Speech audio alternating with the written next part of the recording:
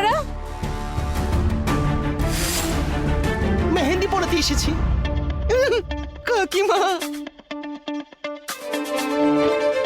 হ্যাঁ, এই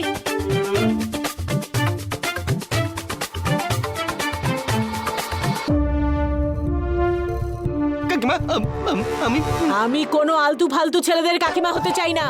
দাঁড়াও, এক্ষুনি তোমাদের দেখাচ্ছি।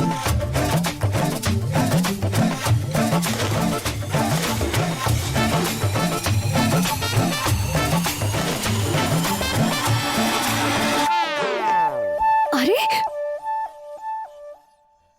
কেমন নির্লজ্জ তুমি! দেখতে পাচ্ছ না তোমার বন্ধুরা মার খাচ্ছে? আমি তোমার ভালোবাসা ছাড়া তো কিছু দেখতেই পাই না। আমি কি করব? আর তোমার এই হাতে আর মনে দুটোতেই আমার নাম থাকবে।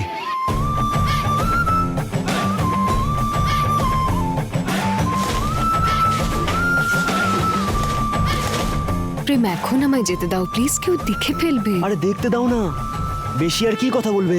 এটাই তো বলবে যে প্রতিজ্ঞার হবু স্বামী কি রোমান্টিক, তাই না? প্রেম প্লিজ আমায় যেতে দাও।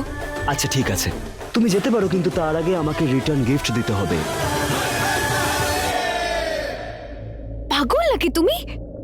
পাগল তো আমি হয়েই গেছি তোমার ভালোবাসায়, সম্পূর্ণভাবে।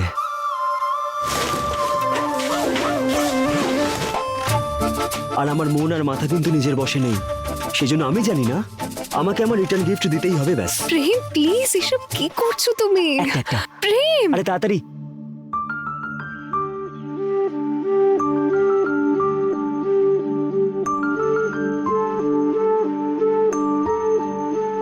এর জন্য তোমায় বিয়ে পর্যন্ত অপেক্ষা করতে হবে। আরে আরে আরে তুমি এইভাবে আমাকে দেবে না, তাই না? আমি তো তোমার কাছ থেকে নিয়েই ছাড়বো, কিন্তু তুমি একদম চিন্তা করো না। আজ সন্ধ্যেবেলা অবধি অপেক্ষা করবো, ব্যাস। তারপর আমি তোমাকে নিতে আসছি। আর এইবার লুকিয়ে আসবো না, একদম ঘোড়ায় চড়ে আসবো।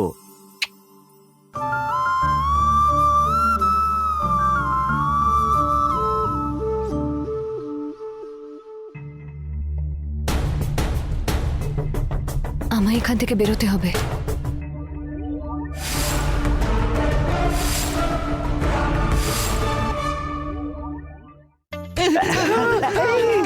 হে, তোদের সাথে ভিতরে কিছু হয়েছে নাকি? তোরা ভেবে শুকনো পাতার মতো ঝরে পড়েছিস কেন রে? হ্যাঁ দাদা, নিজের বউকে কেউ এরকম লুকিয়ে লুকিয়ে মেহেন্দি পড়ায় নাকি? যদি ঠিকঠাক ভাবে আসতাম তাহলে একটু আদর আপ্যায়ন তো পেতে পারতাম।